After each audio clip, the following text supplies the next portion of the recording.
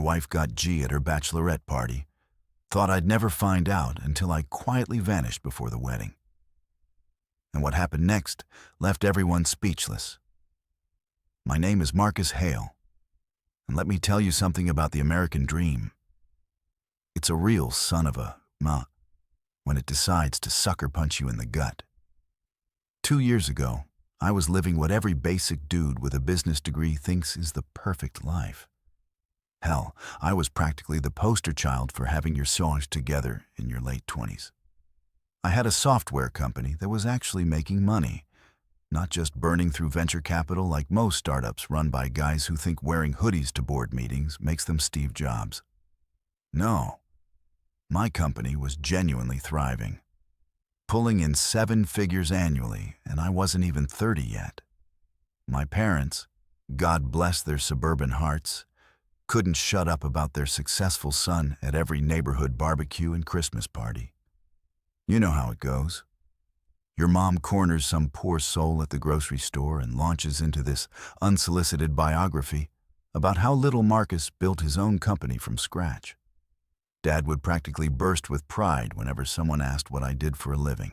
Software solutions, he'd say with this smug grin, like he had any clue what that actually meant beyond computers make money somehow. Then there was my brother Daniel, my supposed ride or die.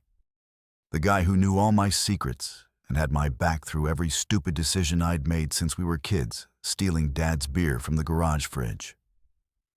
We had that bond. You know, the kind where you can call at 3-1 in the morning and they'll show up with pizza and terrible advice. No questions asked, at least that's what I thought we had. But the real crown jewel of my supposedly perfect existence was Christina Ward. Jesus Christ. Where do I even start with Christina? This woman wasn't just beautiful. Though, let's be real, she was a certified knockout with those green eyes and this smile that could probably end wars if deployed strategically. She was the whole package. Smart enough to hold her own in any conversation. Ambitious enough to have her own career goals, and funny in that dry, sarcastic way that made me think we were perfectly matched intellectually. For 3 years, we built what I genuinely believed was a real partnership, not one of those shallow relationships where you're just splitting rent and pretending to like each other's friends. No, this felt like the real deal. We bought a condo together, a nice place with granite countertops and one of those kitchen islands that makes you feel like you're living in a home improvement commercial. We adopted this golden retriever named Charlie, who was basically our practice kid, complete with his own Instagram account, because that's apparently what responsible pet parents do now. Christina and I would spend hours planning our future like we were mapping out a business strategy, dream vacations to places like Japan and Iceland, conversations about what we'd name our kids, debates about whether we wanted to live in the suburbs or stay urban. She had this way of making even the mundane stuff feel significant. Grocery shopping became this thing where we'd argue about organic versus conventional produce. And somehow she made me care about thread count when we bought sheets. What really got me was how seamlessly she fit into my world, and how naturally I slipped into hers. Her parents treated me like I was already family. Her dad would corner me during dinner parties to talk business, and her mom would text me directly about family events. Meanwhile, my own mother had basically adopted Christina as the daughter she never had. They'd go shopping together, share recipes, and have these long phone conversations about God knows what. It was like we'd created this perfect little ecosystem where everyone loved everyone, and the future was just this bright, shiny thing waiting for us to claim it. I thought I was the luckiest bastard alive. Here I was with a successful business, a woman who challenged me intellectually and supported me emotionally in a family situation that didn't involve therapy or restraining orders. I mean, what more could a guy ask for? We had our safin figured out while most of our friends were still trying to decide if they wanted to be adults or keep pretending that 30 was the new 20. So, naturally, when I finally worked up the courage to propose, I went all out. not because I felt pressured or because it was time, but because I genuinely couldn't imagine my life without this woman in it. I planned this elaborate sunrise hike to her favorite spot in the mountains, complete with a photographer hidden in the bushes like some kind of romantic paparazzi. I had the ring custom designed, spent weeks agonizing over every detail because I wanted it to be perfect for her. When I got down on one knee that morning with the sun painting the sky, all these ridiculous shades of pink and orange, I was absolutely certain we were solid. Rock solid. The kind of solid that survives job losses and family drama and all the other garbage life throws at you. She said, "Yes, obviously," and cried those happy tears that make you feel like you're in a movie. We called our parents right there on the mountain, and everyone was thrilled and started making plans and talking about venues. I thought I'd won the lottery. The relationship lottery that most people spend their entire lives trying to hit. I had found my person, the one who made all the cheesy romantic comedy actually makes sense. The one who made me want to be better without making me feel like I wasn't good enough as I was. The one who laughed at my terrible jokes and called me out on my worst habits, and somehow made even mundane Tuesday nights feel like something worth celebrating. But here's the thing about life. It's got this absolutely twisted sense of humor and perfect timing when it comes to destroying everything you think you understand about yourself and the people you love.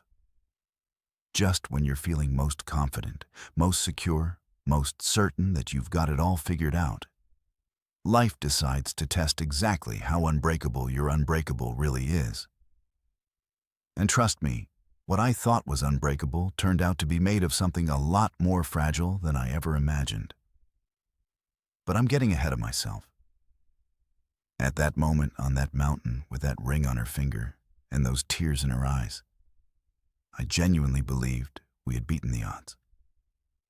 I thought we were different, special, destined for one of those love stories that makes other people believe in forever. Turns out I was right about one thing.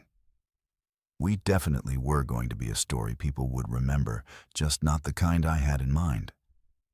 So, let me paint you a picture of how quickly your entire world can go from Pinterest perfect to Jerry Springer nightmare, courtesy of one Becca Lewis. Christine is maid of honor, and apparently the devil's own event coordinator. If you've ever wondered what pure evil looks like wrapped in a size 2 dress with a sociology degree, let me introduce you to this absolute gem of a human being. Becca had been Christina's best friend since college. One of those ride-or-die friendships that I always respected, even though something about Becca made my skin crawl.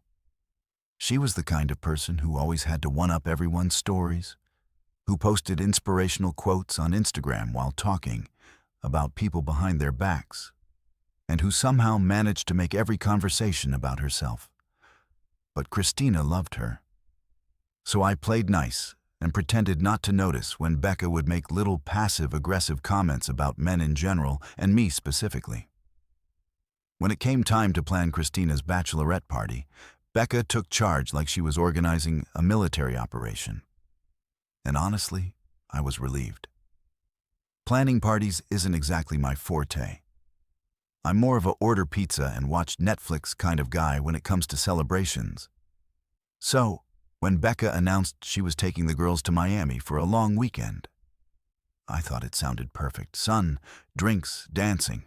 The whole stereotypical bachelorette experience that would give Christina great stories to tell our future kids. The guest list was exactly what you'd expect. Christina's younger sister Olivia, who was still in that phase where she thought being 23 made her wise about the world, plus 10 other friends from college and work. All of them decent people as far as I knew. Sure, a couple of them were still stuck in that post-call party phase where every weekend was an excuse to black out, drink, and make questionable decisions. But nothing too crazy. Or so I thought. The first night went exactly as advertised. I got the obligatory group photos via text, You know, the ones where everyone's holding colorful drinks and making those exaggerated. We're having so much fun faces for social media. Christina looked gorgeous, obviously wearing this little black dress that made me simultaneously proud.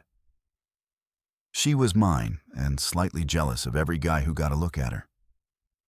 They hit up some trendy rooftop bar, took a million selfies, and probably spent more on bottle service than I spend on groceries in a month.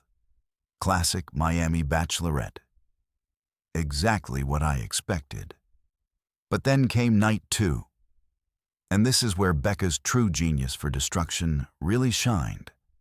See, while the first night was all about public consumption, the Instagram stories, the Facebook check-ins, the carefully curated photos designed to make everyone back home jealous, night 2 was supposed to be private, very private, the kind of private that requires signing NDAs and turning off location services.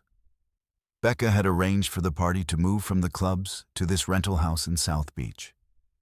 Nothing too suspicious about that. Girls' trips often end up in some ridiculous Airbnb where everyone can spread out and continue the party without worrying about hotel noise complaints or judgmental tourists. What she didn't advertise in the group chat was that she'd also arranged for some entertainment for male dancers, to be exact. But let's call them what they actually were. Male strippers who specialized in private parties for groups of wealthy women looking to live out their 50 Shades fantasies. These weren't your typical Magic Mike wannabes doing cheesy routines at some dive bar. No, these were full-service performers who came with their own music, their own props, and absolutely zero boundaries when it came to audience participation. Now, here's where the story gets really interesting.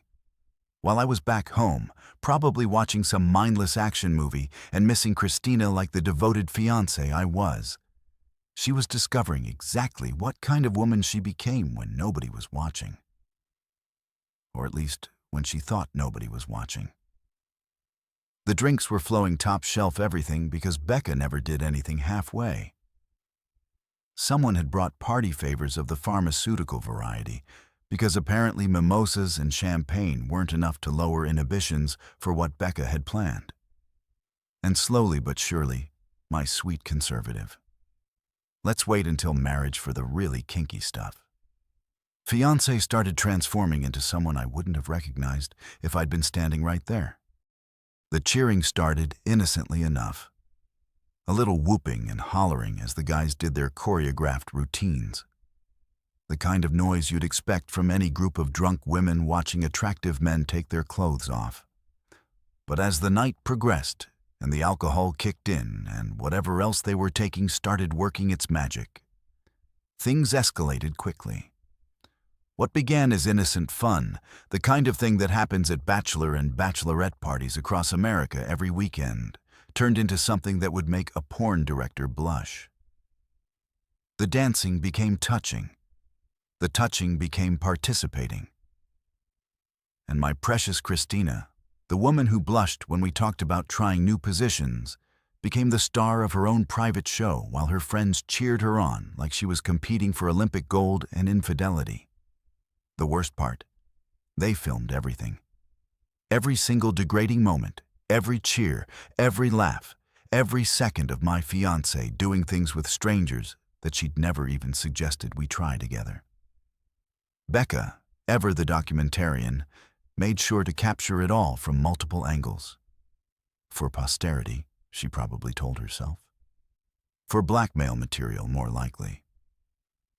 But here's the real kicker. It wasn't just Christina.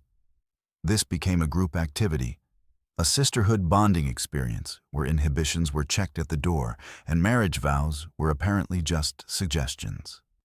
Olivia, sweet little Olivia, who still called me future brother-in-law and asked my advice about boys, turned out to be just as enthusiastic as her older sister.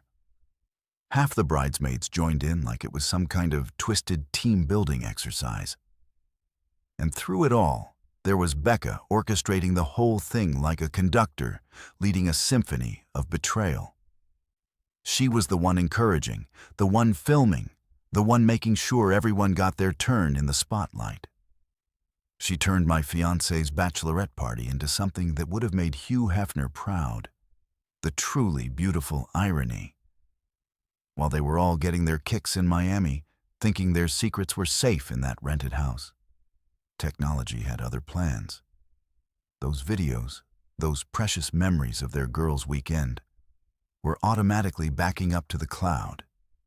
Our shared cloud storage account, specifically the same one we used for wedding planning and vacation photos, and all those sweet, innocent moments from our 3 years together.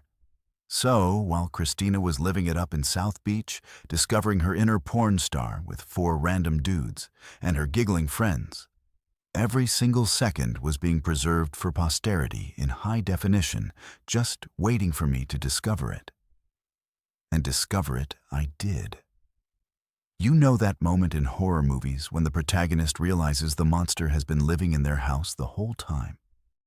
That split second when everything they thought they knew about their safe little world gets turned upside down, and they're standing there like an idiot, wondering how they missed all the obvious signs.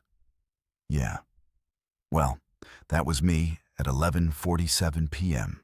on a Tuesday night, sitting in my home office in my boxers, staring at my laptop screen like it had just grown fangs and started speaking Latin.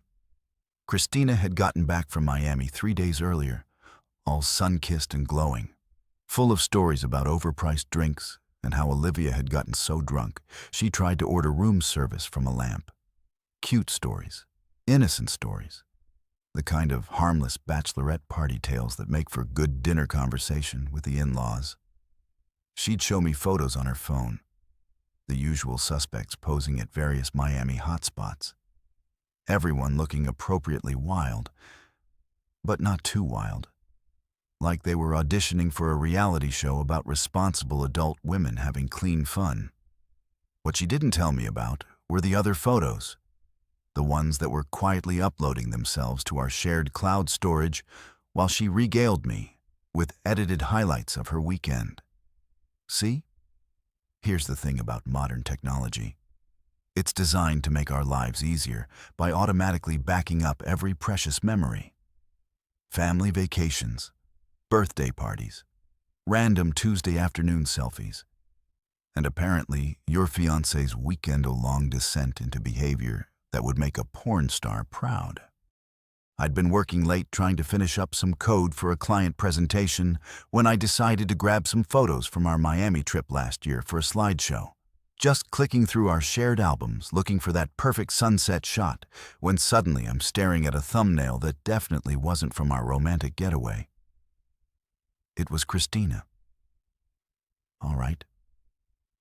But this wasn't the Christina who worried about whether her dress was too short for church or who made me turn around when she was getting changed. At first, I thought it was some kind of mistake. Maybe someone else's photos had gotten mixed up with ours through some cloud storage glitch. Technology screws up all the time, right? But then I saw the timestamp. Last weekend, Miami. And then I saw Becca in the background, holding up her phone like she was filming a documentary about the complete destruction of my faith in humanity. I sat there for probably 10 minutes, just staring at that first thumbnail, my brain refusing to process what I was seeing. It's funny how your mind tries to protect you from devastating information by simply refusing to accept it. Like maybe if I just didn't click on that video, it wouldn't be real. Maybe if I pretended I never saw it, I could go back to my nice little fantasy where my fiancée was this sweet conservative girl who thought missionary position was adventurous. But curiosity and masochism make terrible bedfellows. And eventually I clicked, and then I clicked on another one and another. Each video was like a fresh punch to the gut, a new revelation about exactly how wrong I'd been about the woman I thought I knew better than anyone else in the world. There she was, my sweet Christina, doing things with complete strangers that we'd never even discussed in our most intimate moments together. The worst part wasn't even what she was doing, though. Trust me, that was pretty devastating. The worst part was how much she was enjoying it. The laughter, the enthusiasm, the complete abandonment of every boundary we'd ever established in our relationship. She wasn't drunk and making a mistake. She wasn't being pressured or coerced. She was having the time of her life, living out some fantasy I apparently never even knew existed. And there were her friends, cheering her on like she was winning Olympic gold and betrayal. Becca naturally was the ringleader, encouraging every degrading moment while making sure to capture it all from the best angles. Even sweet little Olivia was there, laughing and participating like this was just another Tuesday night for the Ward family women. I must have watched those videos for 3 hours. My brain cycling through every emotion a human being can experience in rapid succession. Anger, heartbreak, disbelief, rage, disgust, and finally this weird cold calculation that I didn't even recognize as coming from me. It was like watching my personality split in real time. The emotional Marcus getting shoved into a closet while this new, analytical version took control. The next few days were absolutely surreal. Christina went about her normal routine like nothing had happened, chatting about wedding details and asking my opinion on centerpieces, while I sat there knowing exactly what those perfectly manicured hands had been doing just days before. She'd curl up next to me on the couch to watch TV, and I'd have to fight the urge to ask her if the guys in Miami had been better than me. She'd kiss me good morning, and I'd wonder if she was thinking about kissing them. But here's the thing that surprised me most about myself. I didn't explode. I didn't scream or throw things or demand explanations. Instead, I became this master actor playing the role of devoted fiancé while my brain worked overtime planning my exit strategy. We went to dinner with her parents, and I smiled and nodded while her mother talked about how excited she was for the wedding. We met with the caterer, and I pretended to care about the difference between salmon and chicken while mentally calculating how much money I was about to lose on deposits. The performance of my life culminated in what should have been a romantic evening at home. We had ordered Thai food and opened a bottle of wine. Sitting at our kitchen island, discussing final wedding details like we were planning a military operation instead of what was supposed to be the happiest day of our lives. Christina was animated, excited, talking about how perfect everything was going to be while I sat there thinking about how perfect her performance had been in Miami. That's when I decided to have a little fun with the situation. I raised my wine glass and looked directly into her eyes. Those beautiful green eyes that I'd thought held nothing but love and honesty, and proposed a toast. To the truth, I said, watching her face carefully, and how it always finds its way to the surface, no matter how deep people try to bury it.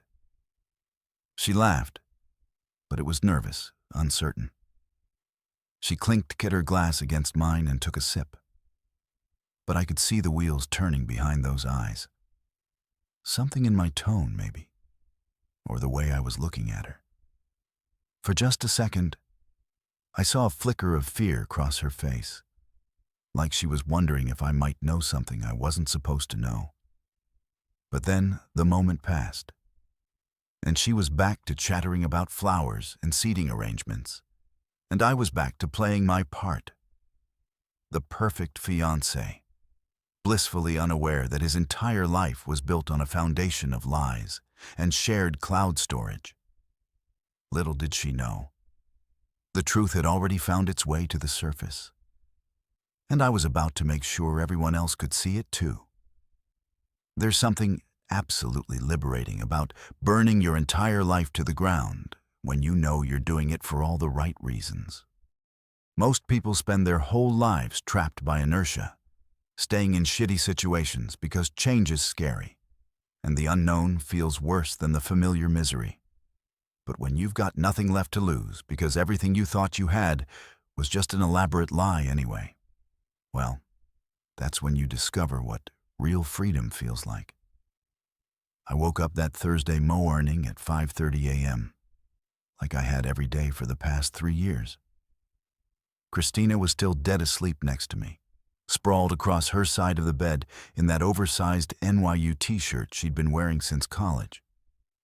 Her hair fanned out across the pillow like some kind of Renaissance painting. For a split second, looking at her peaceful face in the early morning light, I almost forgot what I knew.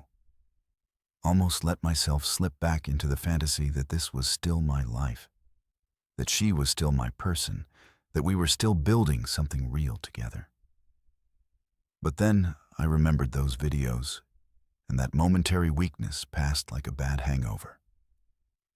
I slipped out of bed without making a sound, a skill I perfected over 3 years of early morning conference calls with clients on the West Coast, and headed to the shower. As the hot water hit my face, I ran through my mental checklist one more time. Today was the day I became a ghost. I'd spent the last week planning this exit like it was the most important business deal of my life, which in a way it was. The business deal where I traded my old, pathetic, deceived life for something clean and new. I'd already transferred the important files from my office to a secure server, quietly closed out projects with existing clients, and set up automatic payments for all the bills that would need handling in the coming weeks. I wasn't just disappearing. I was evaporating without leaving a trace of financial chaos behind me. By 6:15, I was dressed and moving through our condo like a man on a mission. I grabbed my go bag from the back of our closet, a simple duffel with enough clothes and essentials to last me a few weeks while I figured out my next move. Everything else, all the accumulated stuff of our shared life, could stay right where it was. I didn't want any of it anymore. Every piece of furniture, every photo, every little decorative item we picked out together had been contaminated by the truth of who she really was. Christina never stirred as I wrote out the checks for the wedding vendors. Every single one paid in full with little notes explaining that the wedding was canceled and they should keep their deposits as compensation for the late notice. The florist, the caterer, the band, the photographer, all of them got their money and their freedom. I wasn't going to let innocent small business owners suffer because my fiancé turned out to be a fraud. The note I left on the kitchen counter was a masterpiece of brevity. The wedding is off. Take care of yourself. M22 words to end a 3-year relationship and a lifetime of shared plans. I probably spent more words ordering coffee at Starbucks. But sometimes the most devastating messages are the shortest ones. No explanation, no accusations, no dramatic flourishes. Just facts delivered with the emotional warmth of a parking ticket.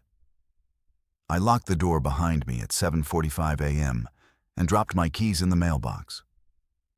By 8:30, I was at my office boxing up the last of my personal items, while my assistant Rebecca, yes, another Rebecca, because apparently that name was cursed in my life, watched me with growing concern.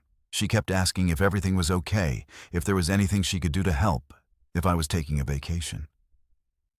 Sweet kid, probably about Christina's age, still young enough to believe that successful people don't just implode their entire lives on a random Thursday morning. I'm taking an extended break. I told her, which was technically true. An extended break from trusting people, from believing in fairy tale relationships, from being the kind of naive idiot who thinks shared cloud storage is just for vacation photos. Forward any urgent calls to my cell. But otherwise, consider this place closed indefinitely. The moving company arrived at our condo at exactly 10 a.m., just like I'd scheduled. Professional, efficient, and completely indifferent to the emotional weight of what they were packing. My clothes, my books, my computer equipment, my coffee maker, everything that was purely mine got loaded into a truck and hauled away to a storage unit across town. I watched 3 years of domestic bliss get reduced to boxes and labels and felt absolutely nothing. By noon, I was standing in the Verizon store, canceling my phone service and tossing my iPhone into the trash like it was contaminated with the plague. The teenage employee looked at me like I'd lost my mind, but he processed the cancellation anyway. Facebook, Instagram, Twitter, LinkedIn, every digital footprint of Marcus Hale, successful entrepreneur and devoted fiancé, got deleted with the same clinical efficiency I used to debug code. The bank was my next stop, where I closed our joint checking account and moved everything into a new account at a different institution. Clean break, no shared financial entanglements, no way for her to track my movements through credit card statements or online banking. I even changed my direct deposit information for the business accounts, routing everything through a completely separate financial ecosystem. Daniel was the only person who got a heads up, and even that was minimal. A single text from a burner phone. Wedding's off. Christina knows why. I'm fine. Don't contact me for a while. My brother, bless his heart, immediately started calling the burner number, but I turned the phone off and threw it in a different trash can. Even Daniel, my supposed ally, was going to have to wait for explanations. The hotel I checked into was deliberately generic. One of those extended stay places that cater to business travelers and people in the middle of life transitions. Clean, anonymous, and staffed by people who were paid to mind their own business. I registered under a false name, paid cash for a week, and settled into my temporary exile like a man entering witness protection. Christina would wake up tomorrow morning to discover that her fiancé had vanished into thin air. No note explaining why, no angry confrontation, no chance to offer explanations or apologies or promises to change. Just absence, sudden and complete, like I'd been raptured while she slept. Her phone calls would go straight to a disconnected number. Her texts would disappear into the digital void. Her emails would bounce back like I'd never existed. For the first time in 3 years, Christina Ward would have to face the consequences of her actions without me there to cushion the blow or make excuses for her behavior. And somewhere in that anonymous hotel room, I smiled for the first time in a week. Saturday morning, June 15th, what should have been our wedding day. What should have been the culmination of 3 years of planning. The day Christina walked down the aisle in that ridiculously expensive dress she'd spent months obsessing over. The day I promised to love and cherish her until death do us part. Instead, I was sitting in a coffee shop in downtown Seattle, nursing my third espresso and putting the finishing touches on what would become the most visited website in Christina Ward's personal history. You know what's beautiful about being a software developer? You learn to think in systems, in cause and effect, in elegant solutions to complex problems. And Christina's Little Miami adventure had presented me with a fascinating problem. How do you ensure that actions have consequences when the person committing those actions thinks they've gotten away with murder? How do you make sure the truth gets the audience it deserves? The answer, as it turns out, is surprisingly simple. You build a website, not just any website, mind you. This wasn't some amateur hour revenge blog thrown together in a fit of rage. No, this was a professional-grade digital monument to accountability designed with the same attention to detail I'd put into million-dollar client projects. Clean layout optimized for mobile viewing, fast loading times, and search engine optimization that would make a marketing guru weep with envy. The domain name was perfect in its simplicity. Christina.com. Her full name right there in the URL, so anyone who Googled her would find exactly what they were looking for. I registered it through a privacy service paid for 3 years up front and set up hosting on a server farm that could handle serious traffic because something told me this site was going to be popular. The homepage was a masterpiece of understated design. Just her name at the top, in elegant typography, followed by a simple tagline, "The truth about a Miami weekend." Below that, a brief explanation of what visitors were about to see, written in the kind of clinical professional language you'd find in a corporate press release. No emotional outbursts, no angry rants, just facts presented with the cold efficiency of a coroner's report. The following documentation was automatically uploaded to shared cloud storage during a Bachelorette party weekend in Miami, Florida. The materials presented here are unedited and speak for themselves. Viewer discretion is advised. That was it. No accusations, no commentary, no editorial spin, just a statement of fact that put the responsibility for interpretation squarely on the viewer. Because sometimes, the most devastating truth is the one that speaks for itself.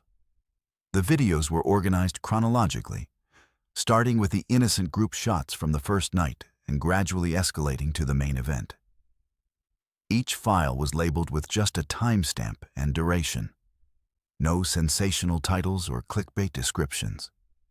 The content was shocking enough on its own without needing any help from creative marketing. But here's where my professional experience really came in handy. I didn't just dump the raw footage and call it a day.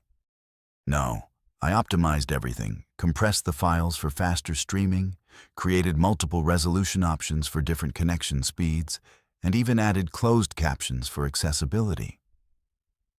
Because if you're going to destroy someone's reputation, you might as well do it with production values. The technical specifications were flawless. SSL encryption for security, CDN distribution for global access, and robust analytics tracking so I could watch in real time as Christina's dirty laundry got aired to the entire internet. I even set up automated social media sharing buttons, because why should I do all the work of spreading the news when her friends and family could help? The beauty of launching on our supposed wedding day wasn't lost on me. While our guests would have been arriving at the venue, expecting to witness the beautiful union of Marcus and Christina, they instead received a text message with a link to the website and a simple note. This is why there's no wedding today. Short, sweet, and guaranteed to get clicks. I watched the analytics dashboard like a day trader monitoring stock prices. The first visitor hit the site at 10:47 a.m., probably Christina herself, frantically typing her own name into Google after someone forwarded her the link. The visitor count climbed steadily as word spread through our social circles like a digital wildfire. 10 visitors, then 50, then hundreds as people shared the link with friends and family. The geographic distribution was fascinating. Seattle, where we lived, Miami, where her sins were committed, Los Angeles, where her parents had retired, college towns across the country as her sorority sisters got wind of the scandal. The website was going viral in all the worst ways for Christina and all the best ways for truth and justice. By noon, I had confirmation that the message had reached its intended targets. My phone, the new burner I'd picked up just for this occasion, started buzzing with calls from blocked numbers. Christina probably trying desperately to reach me from whatever borrowed phone she could get her hands on. Her parents most likely calling to demand explanations that would never come. Friends and family members who suddenly found themselves with front-row seats to the destruction of everything they thought they knew about sweet, innocent Christina Ward. The most satisfying part was watching the download statistics. People weren't just viewing the content, they were saving it, sharing it, ensuring that even if I took the site down tomorrow, Christina's Miami memories would live forever in screenshot and screen recording form. The internet never forgets, and I'd just given it something very memorable to hold on to. Around 2 p.m., I got a notification that someone had tried to report the website for hosting revenge porn. Cute attempt, but legally meaningless since all the content had been voluntarily created and automatically shared to a joint account.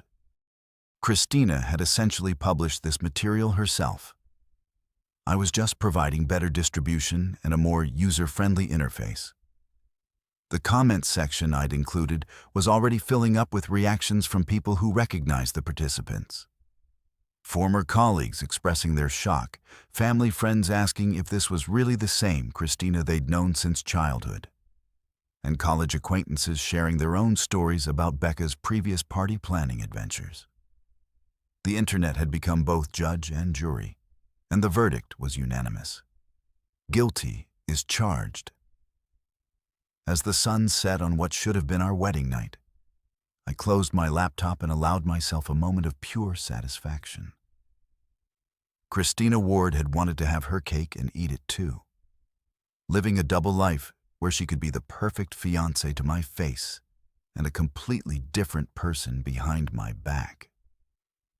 Well, now everyone could see exactly what kind of cake she'd been eating in Miami, and the internet was going to make sure she choked on every bite. You know what they say about throwing a stone into a pond? The ripples keep spreading long after the stone has sunk to the bottom.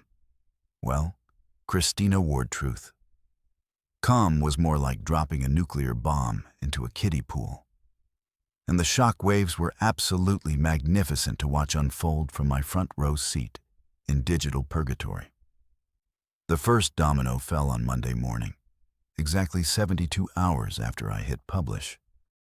Christina's boss at Morrison Marketing called her into his office for what I can only imagine was the most uncomfortable conversation of her professional life.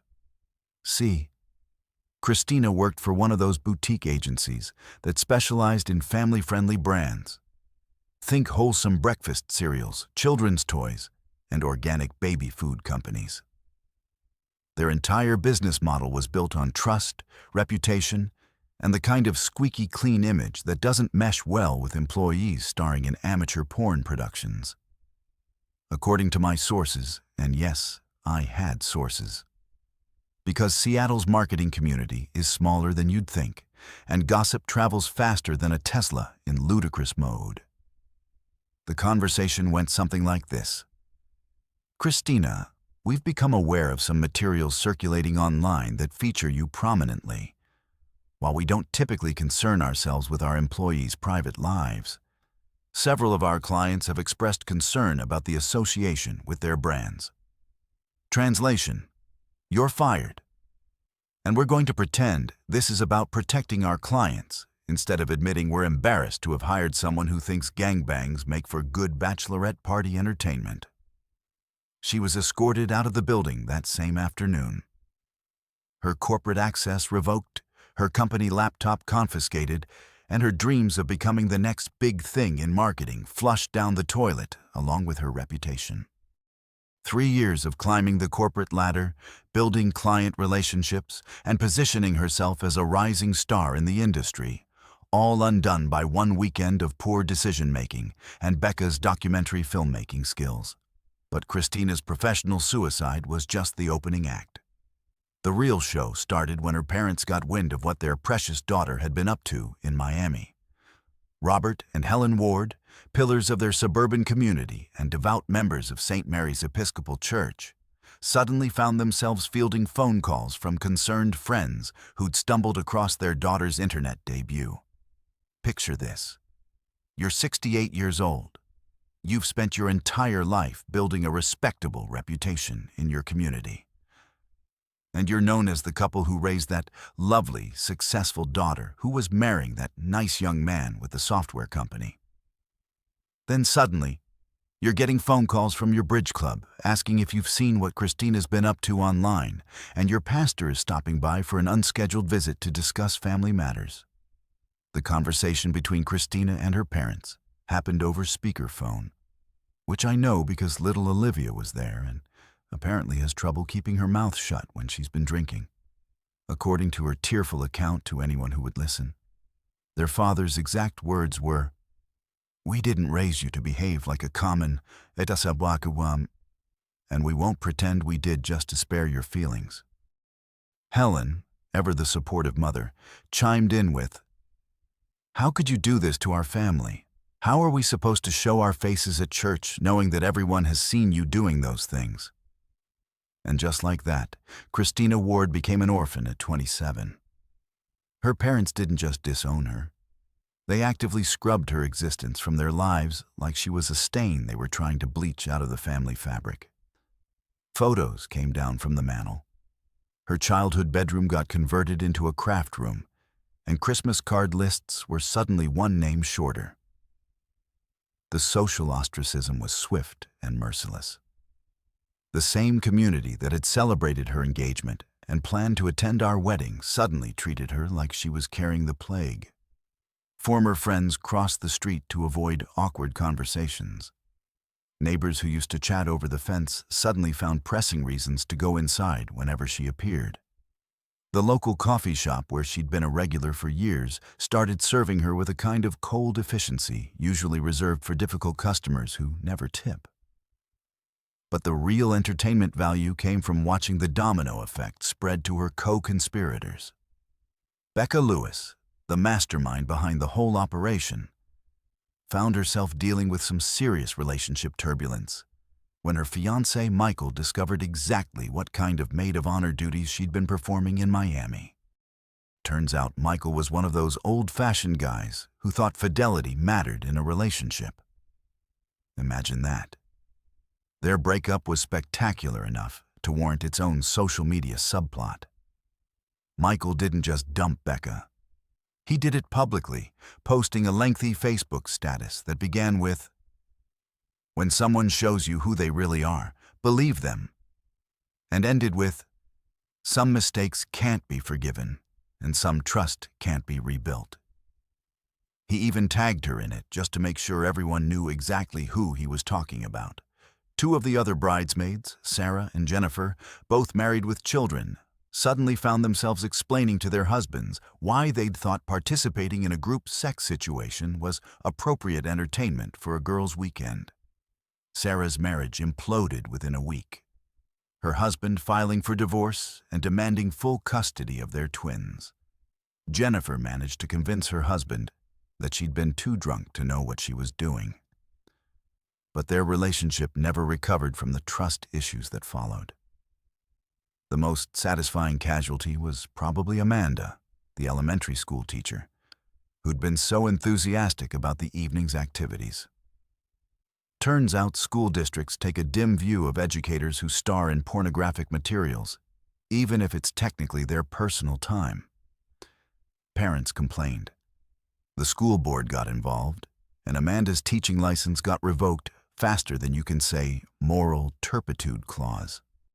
Even Olivia, sweet little Olivia, who was supposed to be the innocent baby sister, found herself dealing with consequences. Her job at the nonprofit was technically safe. They couldn't fire her for legal activities conducted on her own time. But the whispers and awkward interactions made her work environment so toxic that she ended up quitting and moving across the country to start over somewhere. Her last name didn't come with a built-in Google search nightmare. The beautiful irony of the whole situation was that they'd all thought their Miami weekend was consequence-free fun. Just girls being girls letting loose before Christina settled down into married life. They'd convinced themselves that what happened in Miami would stay in Miami like some twisted variation of the Vegas rule. Instead, their private party became a very public lesson in the fact that actions have consequences. And sometimes those consequences come with analytics dashboards and global distribution networks. They wanted to have their fun and forget about it. I made sure the internet would never let them forget about anything ever again. And through it all, I remained perfectly, beautifully silent. My brother Daniel has always been the emotional one in the family. You know, the type. Wears his heart on his sleeve, cries at Pixar movies, and thinks every problem can be solved with a heartfelt conversation and maybe some group therapy. So, when he finally tracked me down at my temporary hideout 3 weeks after the website launch, he was expecting to find his big brother curled up in a corner somewhere, drowning his sorrows in whiskey and tissues like some kind of country music cliché. Instead, he found me in my hotel room, sitting at a makeshift desk made from the room's tiny table. surrounded by printed documents, legal pads covered in handwriting, and 3 separate laptops running different monitoring programs. I looked up when he knocked, buzzed him in, and went right back to work like he was just another interruption in my busy schedule of orchestrating Christina's complete social annihilation. "Jesus Christ, Marcus," he said, staring at my setup like he'd walked into some kind of FBI operation. "What the hell is all this research?" I replied, not bothering to look up from the spreadsheet I was updating with the latest casualty reports from Christina's rapidly shrinking social circle. Due diligence, quality control, pick your favorite business buzzword, they all apply. Daniel sat down on the bed and watched me work for a few minutes, probably trying to process the fact that his emotionally devastated brother had apparently transformed into some kind of revenge-plotting automaton.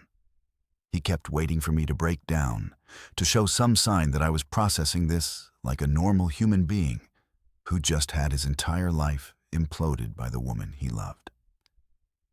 "Dude," he finally said, "I expected you to be a mess. I thought I'd find you drunk and crying and listening to sad music. This is, terrifying." I looked up from my laptop and smiled at him. Not a bitter smile or a sarcastic one, but the kind of genuine, relaxed smile I used to give clients when I was about to deliver exactly what they'd asked for on time and under budget. Why would I be a mess? I'm handling this exactly like any other business problem. Identify the issue, research the variables, develop a comprehensive solution, and execute with precision. That's when I showed him the files. 3 accordion folders, each one meticulously organized and labeled, containing everything I'd compiled about Christina's Miami adventure and its aftermath. The first folder was labeled Documentation. Every video, every photo, every text message from that weekend, all printed out and organized chronologically with timestamps and participant identification. The second folder was Background Research. And this is where Daniel's eyes really started to widen. See, while everyone assumed I was off somewhere licking my wounds, I'd actually been quite busy.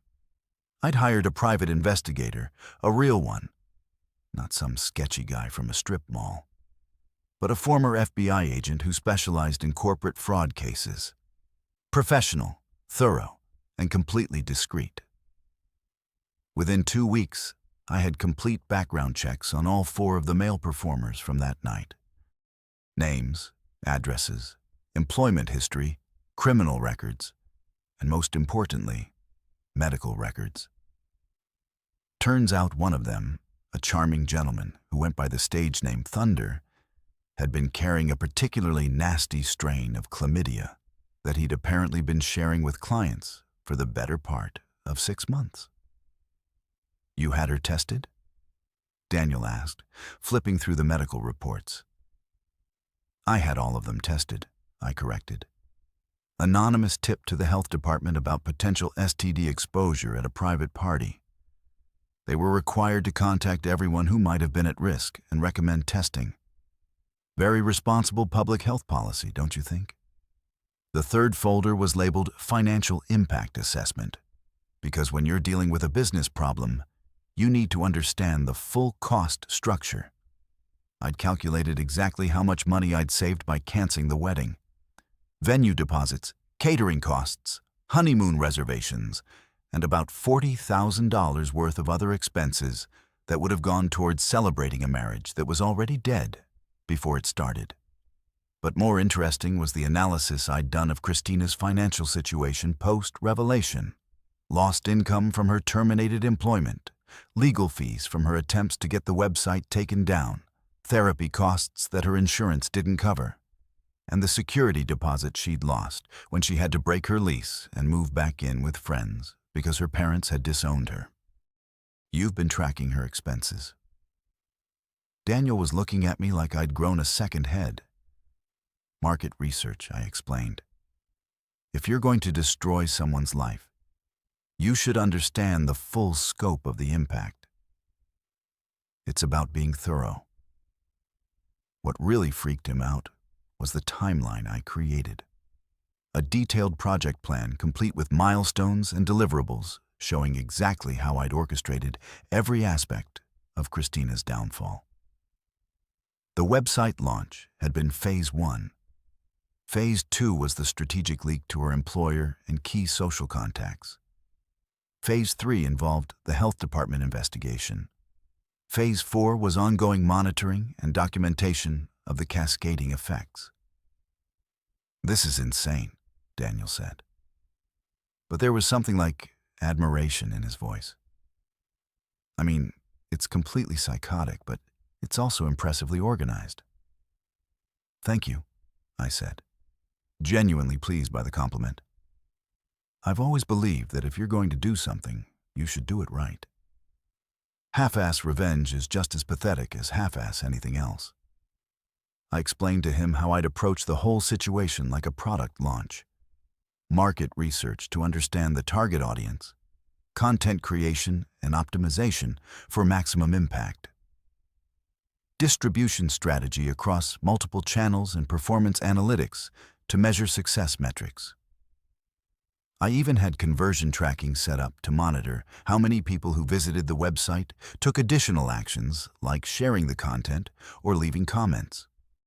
The beautiful thing about treating it like a business project, I told him, is that it removes all the messy emotional variables. I'm not doing this because I'm angry or hurt or want revenge. I'm doing it because it's the logical response to the problem Christina created when she decided to film herself. They tell 4 strangers and then lie to my face about it for 3 weeks.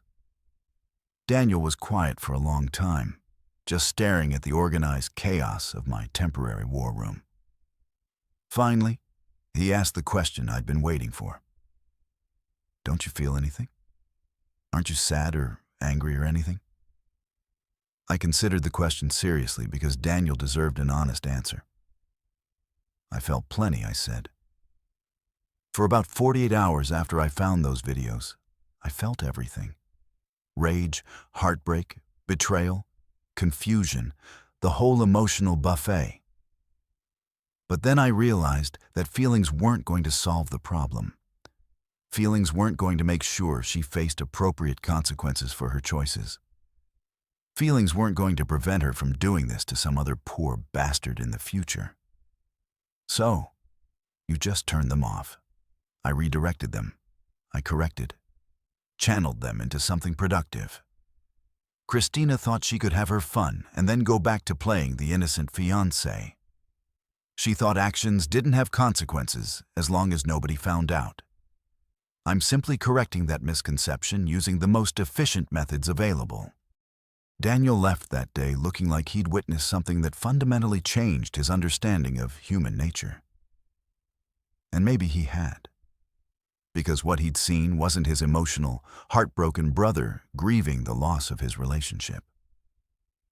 What he'd seen was a businessman executing a flawless project plan with the same precision and attention to detail that had made my software company successful. And the project was running exactly on schedule. A year later, Daniel did something that pissed me off more than anything Christina had ever done.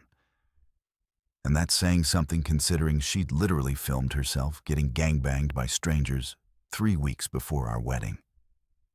My brother, in his infinite wisdom and complete disregard for my explicit instructions, decided that Christina deserved to know what had really gone through my head during those final weeks. Because apparently Daniel had appointed himself the ambassador of emotional closure, and he thought everyone needed to process their feelings like we were all living in some kind of therapeutic reality show. He told me about it over beers at our usual spot. This dive bar near his apartment where the bartender minds his own business and the jukebox still plays actual CDs. Daniel had that guilty look on his face that I remembered from when we were kids. And he'd broken Mom's favorite vase or forgotten to feed our goldfish for a week straight. The look that said he'd done something he knew I wouldn't approve of. But he'd convinced himself it was for my own good. "I met with Christina," he said, not even waiting for me to sit down with my beer. Just dropped it on me like a bomb while I was still shrugging out of my jacket. I stopped mid-motion and stared at him. You did what? She's been calling me for months, Marcus. Months. Leaving voicemails, sending texts, begging me to just talk to her for 5 minutes. She wanted to understand what happened, why you just disappeared like that without giving her a chance to explain. There was nothing to explain, I said, finally sitting down and taking a long pull from my beer. The videos explained everything pretty clearly. High definition, multiple camera angles, excellent audio quality. Really, Becca should have gone into documentary filmmaking professionally. But Daniel wasn't going to be deterred by my sarcasm. He had that earnest, concerned brother expression that meant he was about to try to save my soul, whether I wanted it saved or not. She's a mess, Marcus. Like, completely broken. You should see her. She's lost probably 20 boy. She looks like she hasn't slept in months, and she's basically become a hermit because she can't go anywhere without people recognizing her from your website. Good, I said, meaning it. Actions have consequences. She chose to document her extracurricular activities, and I chose to make sure those documents got the audience they deserved. Natural cause and effect. That's exactly what I'm talking about, Daniel said, leaning forward with that intensity he got when he was trying to make a point. You talk about her like she's a business problem you solved, not someone you loved for 3 years. It's not normal, Marcus. It's not healthy. So I told him what I told him a dozen times before, that I was fine, that I'd processed everything in my own way, and that Christina Ward could rot in whatever hole she'd crawled into for all I cared. But Daniel had already made up his mind that I needed intervention. And apparently, he thought the best way to provide that intervention was to give my ex-fiancée a detailed psychological profile of my mental state during the worst period of my life. I told her about that night, he said, and my blood went cold. The night you found the videos, how you called me at 2 in the morning, completely silent for like 5 minutes before you could even speak. How you described watching those videos like you were giving a police report. No emotion at all, just facts. Christina had sexual intercourse with 4 unidentified males while her friends filmed and encouraged the activity like you were reading from a textbook. I wanted to punch him. Actually physically assault my own brother for violating the one confidence I trusted him with during the worst moment of my life. Instead, I finished my beer and ordered another one because alcohol seemed like a better coping mechanism than fratricide. I told her how you didn't sleep for 3 days. Daniel continued, apparently oblivious to the fact that I was considering whether killing him would be worth the prison sentence. How you sat in your office just staring at spreadsheets, running calculations on how much money you'd lose if you canceled the wedding versus how much you'd lose if you went through with it. How you told me that loving someone who didn't exist was worse than loving someone who didn't love you back. That one hit home because it was true. During those 72 hours between discovery and disappearance, I'd had plenty of time to analyze exactly what had happened to my life. The woman I'd loved, the woman I'd planned to marry, the woman I'd built my entire future around. She didn't exist. She was a fictional character that Christina had played for 3 years, a performance so convincing that I'd bought it completely. I told her about the therapy, Daniel said. And now I really did want to kill him. How you didn't go to process grief or anger or any normal human emotion. You went to make sure your exit was emotionally clean, as you put it. How you spent 6 sessions with Dr. Peterson learning techniques for emotional detachment so you could end the relationship without getting caught up in feelings that might make you change your mind. Dr. Peterson, that smug bastard with his leather-bound notebooks and his carefully neutral expressions, who charged $200 an hour to teach me how to turn off my humanity, like it was a software feature I could disable. He'd been fascinated by my approach, treating our sessions like a case study in applied psychology rather than actual therapy. The thing that really got to her, Daniel continued, apparently determined to violate every confidence I'd ever shared with him, was when I explained that you decided the opposite of love wasn't hate. That hate would have meant she still mattered to you, still had the power to affect your emotions. You chose indifference because it was the most complete form of erasure you could achieve. Christina had cried when Daniel told her that part. Sobbed, actually, according to his detailed account of their meeting, because she'd finally understood that I hadn't given her the dignity of anger or the respect of a confrontation or even the basic human courtesy of an explanation. I'd simply decided she no longer existed and acted accordingly.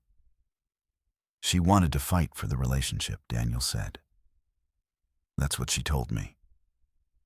She said if you'd screamed at her, if you'd thrown things or demanded explanations or given her a chance to grovel and beg forgiveness, she would have done whatever it took to make things right.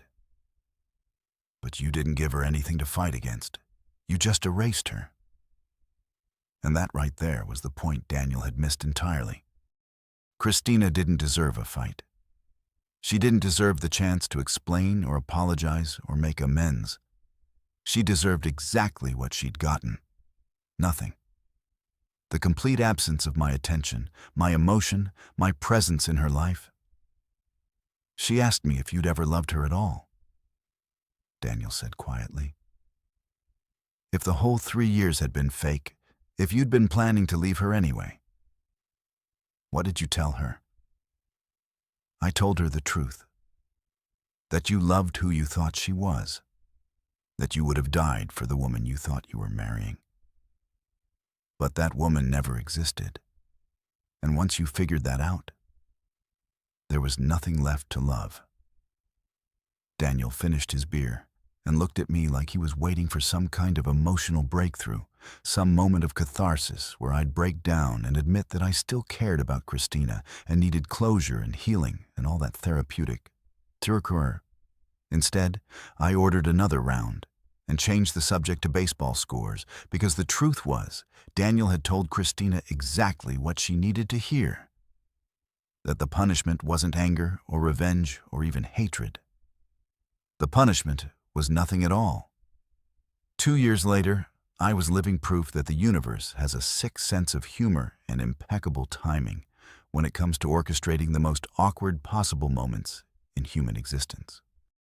There I was, standing in the organic produce section of a Whole Foods in downtown Seattle, debating whether the $30 a pound heirloom tomatoes were worth it for the salad Lauren had requested.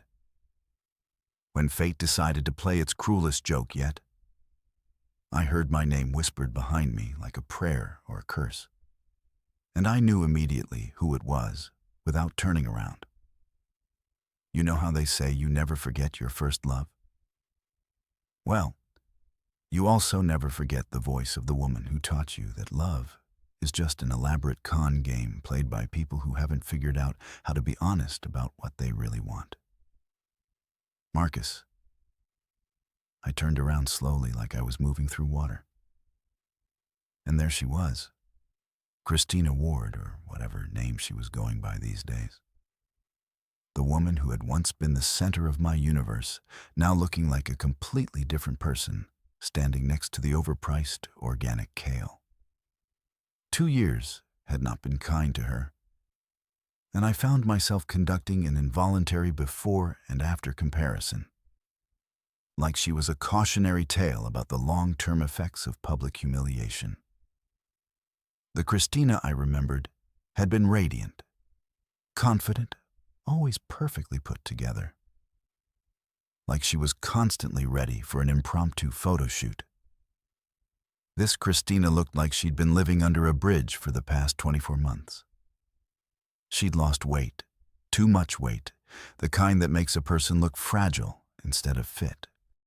Her hair which had once been her pride and joy, was pulled back in a simple ponytail that screamed, "I've given up on trying to look good." And her clothes, Jesus Christ, her clothes looked like she'd picked them up from a clearance rack at Target without bothering to check if they actually fit. But it was her eyes that really got me. Those green eyes that had once sparkled with intelligence and humor now looked hollow, haunted, like she'd seen things that had fundamentally changed her understanding of how the world worked. Which, to be fair, she probably had. Having your entire life implode in high definition and then get shared with the internet tends to leave a mark.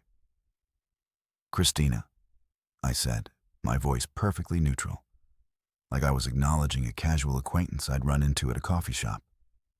No warmth, no anger, no recognition of our shared history. Just polite acknowledgement that she'd said my name, and basic social courtesy demanded a response. She flinched like I'd slapped her. Actually flinched, like the sound of her own name coming from my mouth was physically painful, which was probably fair since I'd made that name pretty goddamn toxic over the past 2 years. "How are you?" she asked, and I could hear the desperation in her voice. The need to have this conversation to somehow bridge the gap between who we used to be and who we were now. Standing in a grocery store, treating each other like strangers. "I'm well," I replied. Because I was better than well, actually. I was thriving in ways I never could have imagined when I was wasting my time trying to build a life with someone who thought fidelity was optional as long as you didn't get caught. She nodded like that was exactly the answer she'd expected and dreaded. "I heard you got married," she said, and I could see her trying to force enthusiasm into her voice. "Congratulations. That's wonderful." "Thank you," I said, adjusting my wedding ring slightly, not consciously. But she noticed anyway. Her eyes followed the movement like it was a knife being twisted in a wound. "Lauren is a surgeon. We met through mutual friends about 18 months ago." The timeline wasn't lost on her. 18 months ago meant I'd found someone new, fallen in love, gotten engaged, and married. All while she was still dealing with the fallout from her Miami adventure. While she was probably still trying to figure out how to rebuild her life from the smoking crater I'd left behind, I'd moved on completely and built something better with someone who understood basic concepts like honesty and commitment. "That's great," she said. And I give her credit for trying to sound like she meant it. "Really great. I'm happy for you." "We're expecting our first child in the spring," I added, because sometimes truth is the most effective weapon available. "Lauren's about 5 months along. We're very excited." That one hit like a physical blow. I watched her face crumble for just a second before she managed to pull herself together and force another smile. Because we talked about kids back when we were playing house and pretending to plan a future together. We'd even picked out names, had debates about public versus private school, discussed whether we wanted to raise them in the city or move to the suburbs. Now I was having that future with someone else, someone who deserved it. While Christina got to stand in a grocery store and pretend she was happy about it. "I'm glad you found someone," she said, and her voice cracked just slightly on the word someone. "You deserve to be happy." "I am," I said simply, because it was true. I was happy in ways I'd never been with her. Even during what I'd thought were our best moments, Lauren and I had built something real, something honest, something that didn't require me to constantly worry about what she was doing when I wasn't around. Christina took a deep breath like she was preparing for something difficult. "Marcus, I know this probably isn't the time or place, but I need to say something. I need you to know how sorry I am about everything. About what I did, about how I hurt you about Christina." I interrupted, my voice still perfectly calm and neutral. "It's been 2 years. Apologies are for the moment. they matter right now. They're just words that make you feel better about yourself. She stared at me like I'd spoken in a foreign language. But don't you want to know why? Don't you want me to explain what happened that weekend, what I was thinking, why I made those choices? I considered the question seriously, not because I was actually curious about her motivations, but because she seemed to genuinely believe that I might be. No, I said finally, I really don't.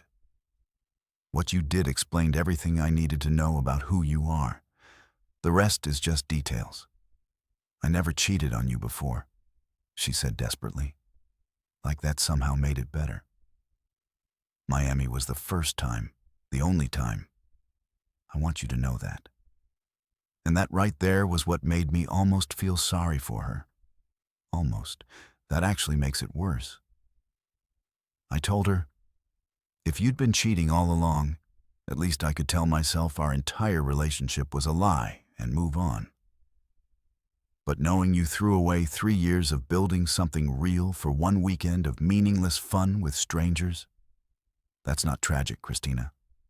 That's just stupid. She started crying then, right there in the produce section, tears streaming down her face, while other shoppers pretended not to notice the drama unfolding next to the organic spinach. I'm up, she whispered. Up so badly, and I've spent every day for 2 years wishing I could take it back. I know, I said. And for the first time in the conversation, I felt something almost like sympathy. But wishing doesn't change anything. Actions have consequences, and those consequences don't disappear just because you regret the actions. I grabbed a bag of the expensive tomatoes and put them in my cart, ready to end this encounter and get back to my actual life. But she wasn't done yet. "Do you hate me?" she asked. And I could tell this was the question she'd been building up to. The one that had been eating at her for 2 years. I looked at her one last time. Really looked at her, taking in the damage that her choices had caused, not just to me, but to herself. "No, Christina," I said. "I don't hate you. Hate would mean you still matter to me. You don't." And with that, I walked away, leaving her standing there among the overpriced vegetables with tears on her face and the final confirmation that I'd erased her from my life as completely as if she'd never existed at all. Her real name spoken one last time, closing the file forever. Today, as I sit in my home office overlooking Elliott Bay with a cup of coffee that costs more than Christina probably spends on groceries in a week, I can honestly say that life has a way of rewarding people who understand the difference between justice and revenge. Revenge is emotional, messy, and ultimately unsatisfying because it keeps you connected to the person who wronged you. Justice, on the other hand, is clean, permanent, and allows you to move on with your life while ensuring that actions have appropriate consequences. Seattle turned out to be the perfect place for a fresh start. Clean air, progressive values, and a tech industry that appreciates people who can solve complex problems without getting bogged down in emotional drama. My software company not only survived the transition from my old life, but actually thrived once I stopped dividing my attention between building a business and managing a relationship with someone who thought commitment was more of a suggestion than a binding agreement. The irony isn't lost on me that Christina's betrayal was probably the best thing that ever happened to my career. Without the distraction of trying to maintain a relationship with someone who was fundamentally dishonest, I was able to focus entirely on growing the company.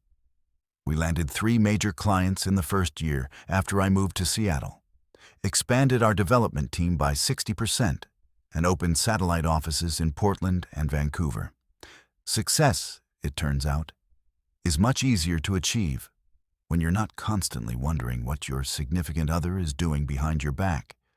But the real victory isn't professional, it's personal. Lauren Walsh walked into my life about 18 months after the Christina debacle, and she's everything my ex-fiancé pretended to be, but never actually was. She's a cardiac surgeon at Seattle Children's Hospital, which means she's brilliant, dedicated, and actually saves lives for a living instead of just talking about wanting to make a difference while working and marketing for companies that sell overpriced breakfast cereal to suburban moms. What I love most about Lauren is her complete inability to Ngb. When you spend your days literally holding children's hearts in your hands, you develop a pretty low tolerance for dishonesty and game playing. She told me on our third date that she didn't have time for men who weren't serious about building something real. And she meant it. No mixed signals, no manipulation, no testing me to see if I'd chase her when she pulled away. Just straight talk from someone who knew what she wanted and wasn't afraid to ask for it. Our son is due in March. A little boy we're planning to name James after Lauren's grandfather, who was apparently some kind of legendary heart surgeon back in the day. I've been to every ultrasound appointment, every prenatal checkup, every preparation class they offer at the hospital. Not because I feel obligated to, but because I'm genuinely excited about becoming a father with someone I trust completely. That's the difference between love and whatever the hell I had with Christina. With Lauren, I never wake up wondering if she's telling me the truth about where she was last night or who she was with. I never have to check her phone or worry about what she's doing when I'm out of town on business. The anxiety that I didn't even realize I was carrying for 3 years with Christina just disappeared. Turns out, when you're with someone who's actually trustworthy, you don't spend your time looking for signs of betrayal. People ask me sometimes if I hate Christina, usually in that concerned tone that suggests they think I'm repressing some deep psychological trauma that's going to surface at an inconvenient moment and ruin my new life. The answer is always the same. Hate requires caring, and I genuinely don't care what happens to her. She's become completely irrelevant to my existence, like a plot line from a TV show I stopped watching years ago. I know she's still in Seattle, probably because she can't afford to move anywhere else after losing her job and burning through whatever savings she had on legal fees trying to get my website taken down. Daniel mentioned seeing her working at some coffee shop in Capitol Hill, which seems fitting somehow. From marketing executive to barista, a natural progression for someone who thought documenting their infidelity was a good idea. The website itself came down eventually, not because of any legal pressure, but because it had served its purpose. Christina Ward's name was permanently associated with her Miami adventure in search engine results. Social media had preserved countless screenshots and recordings, and enough people had downloaded the original content to ensure it would resurface if she ever tried to rebuild her reputation. Mission accomplished. That's the beautiful thing about the internet age.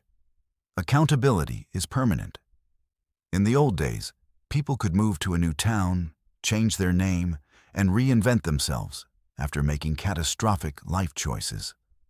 Now, your mistakes follow you forever, which is exactly as it should be. Actions should have consequences, and those consequences should be proportional to the damage caused. Christina didn't just cheat on me. She documented it, celebrated it, and then lied to my face about it for weeks while I planned our wedding like an idiot. She chose to create permanent evidence of her betrayal. So, I simply made sure that evidence got the audience it deserved. Poetic justice delivered through technology and social media virality. The most satisfying part isn't her downfall. It's my complete indifference to it. I don't check up on her. Don't ask Daniel for updates. Don't Google her name to see if she's managed to crawl out of the hole she dug for herself. She exists in my mind only as a cautionary tale about the importance of thoroughly vetting potential life partners before making long-term commitments. Lauren knows the whole story. Obviously, I told her everything on our sixth date when things were getting serious enough that she deserved to know why I was so careful about trust and commitment. Her response was perfect. So, you found out your ex was a liar and a cheater. And instead of wasting years trying to fix her, you moved on and built a better life. That sounds like healthy decision-making to me.